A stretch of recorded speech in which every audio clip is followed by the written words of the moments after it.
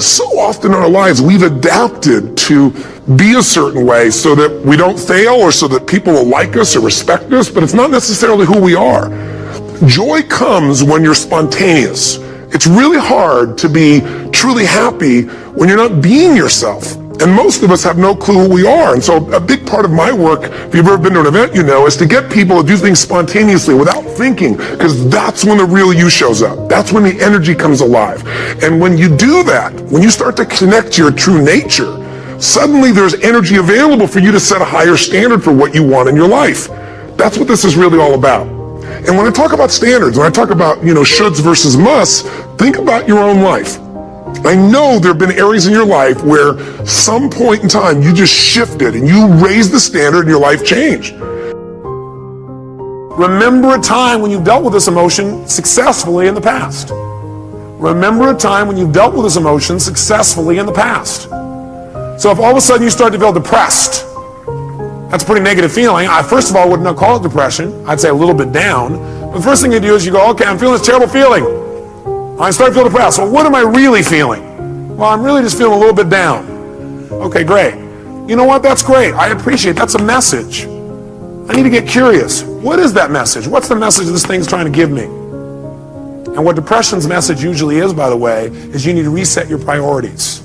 That you don't feel like you're in control. That you got too many things going at once. You feel out of control when you're depressed. So what you have to do is set some priorities and go do the first one on your list. That's what the message is telling you. You feel out of control. The way to get in control, reset your priorities and go do one thing and complete it. The minute you do, your self-esteem will go right back up. So that's a message.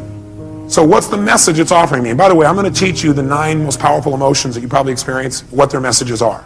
So you won't have to wonder about this. You'll know what they are. Step 4, get yourself to feel reassured by remembering times when you dealt with this in the past. Have you ever felt a little bit down before, what you used to call depressed? How many have ever felt that way in the past? Let me see your hands. How many have dealt with it? Let me see your hands. Great. If you remember that, 2 things happen. You're going to feel reassured you can deal with it, plus you're going to remember how you did it, which means you can use what you did in the past to change it right now. Why wait? Most of us forget the best parts of our past, which is how we dealt with things and turned them around. We just remember the negative feelings. That's kind of weird. Maybe we need to manage our memories better. Remember the things that have resources for us and forget the things that don't.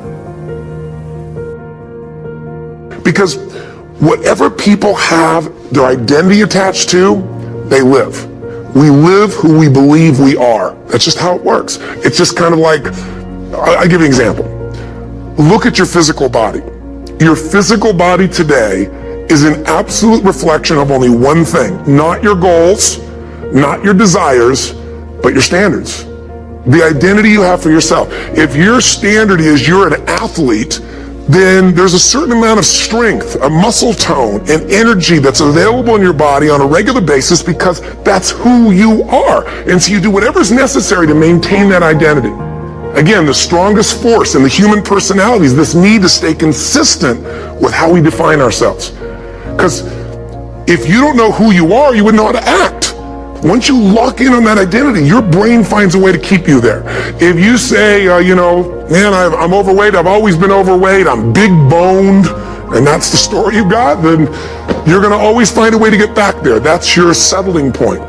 That's your identity. That's where things lock in.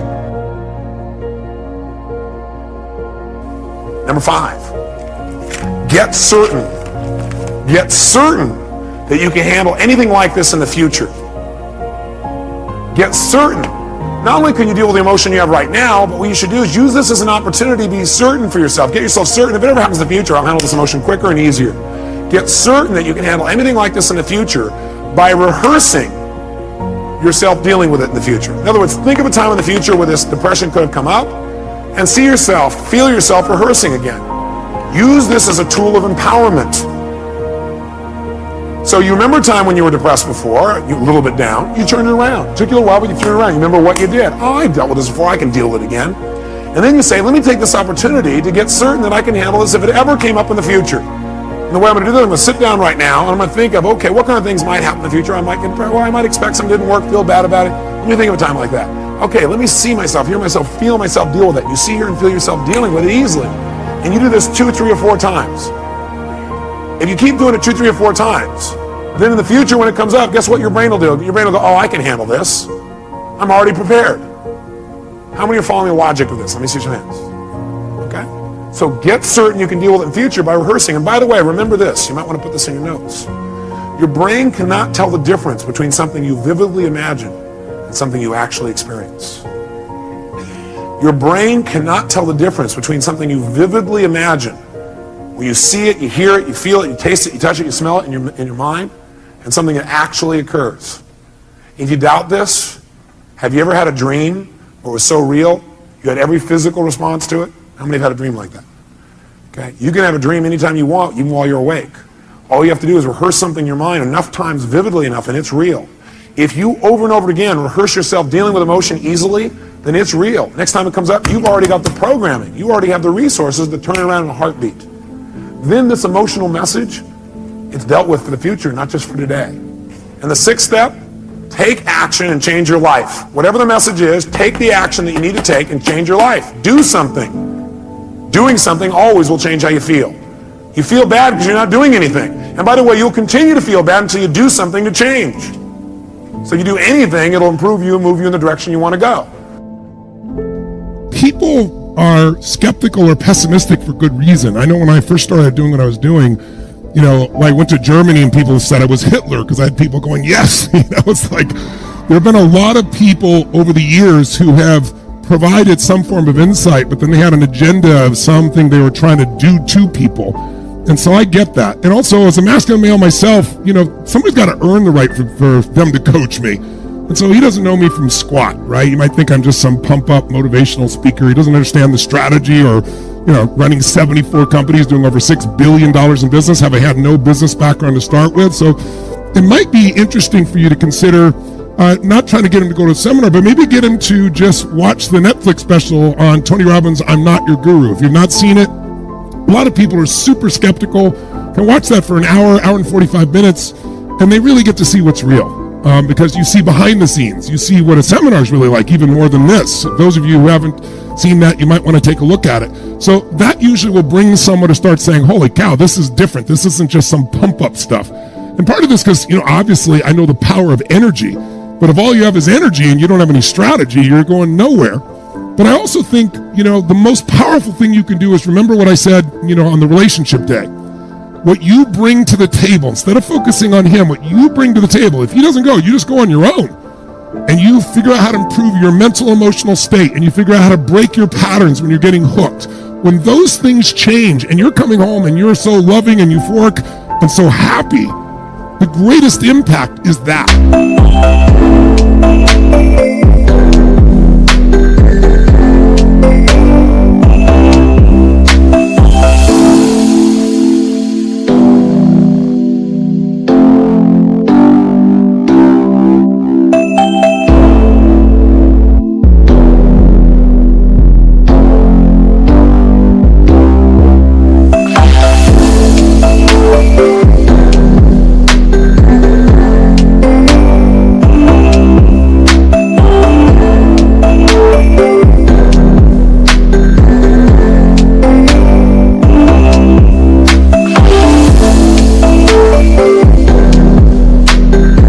Now, I'm sure you'd rather go through it with him. And so what I would do is I wouldn't push him, say, listen, I'm doing this for me. I know you don't need it. But, you know, some of the greatest, most successful people in the world, from, you know, the Ray Dalios of the world, I'm sure he knows who Ray is, one of the greatest financial investors, the Paul Tudor Jones. This is the guy that's coached Paul Tudor Jones for, you know, the last, what has it been now? I guess 16, 18 years, right? Now, this is a gentleman that's worked with everybody from Serena Williams, and you kind of give him things he might be able to relate to. People that are in sports or business. But the most important thing is, since this is in your home, he's going to see and hear this. That's one of the cool things about this new format. People go to my seminar and they fly to another city or country and they go 4 days and nights, you know, out of their mind. People come out of their mind. You'll see when you have the experience. And then they got to drive or fly home, and it's a few days later and they try to explain to their family member why they're feeling this way. And it's kind of, they're like, are you from another planet? But what I love about this format is your family's around. They'll walk through the room, they'll hear, they'll see. And here's what I'll do for you, just as a little gift for you personally for bringing up the question. I'm going to give your husband a ticket. So you stay on the line, Isabel. We'll make sure we make it. And so I'm going to give you a little gift. So you just pay for your ticket. I know you're already going. And then that way you're not losing anything if he doesn't show up. But my bet is, like I've told you a couple times, maybe I've shared with more with a group on Zoom, but it's mind-boggling to see what happens with families. You know, the children walk by and all of a sudden they're doing a meditation or whatever it is. You know, it's one of my favorite things about this format. Don't get me wrong, I love the live format. I love the energy of it. We generate that energy all around the world where people are in their home with their family. So don't push on him. Attract him. Don't tell him he needs it. Make it clear he doesn't need it. You plant some seeds about the quality of people I work with in sports and business and finance. Those are things he might be able to relate to and see it's not just motivation. If you can, watch Netflix, and then finally just say, you know, I happen to share our experience, and so he gave us a ticket for you. You don't even have to pay for it. And then you can share that story later on about his transformation. That'll be the gift back to the community if you want to do that. You do what it is you're supposed to. You're supposed to build something. You're supposed to create something. I don't know how to do it.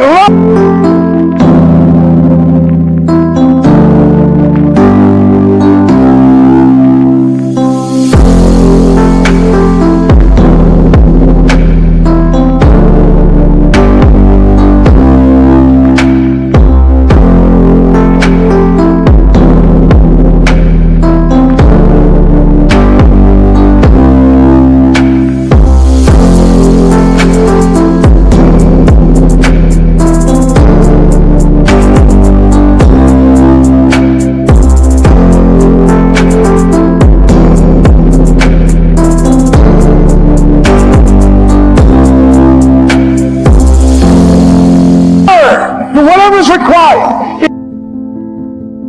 All in is not 60 hours a week. All in is not, I worked a Saturday twice a month. All in is all fucking in. And you either are or you aren't. Understand every time you point the finger that what you saying to your dreams and goals is, I'm about to put you on hold. You gotta take ownership. You will not find toughness in a comfortable environment. The only way to find it is to drown yourself. I take full responsibility, and I'll do whatever it takes. I take ownership. I'll get up. I'll stay late. And that's why you point the finger, because you don't like how the pain feels. In a position where you're just out of sorts, where you can't swim, you're drowning. You're drowning in life. When you say, you know what, man?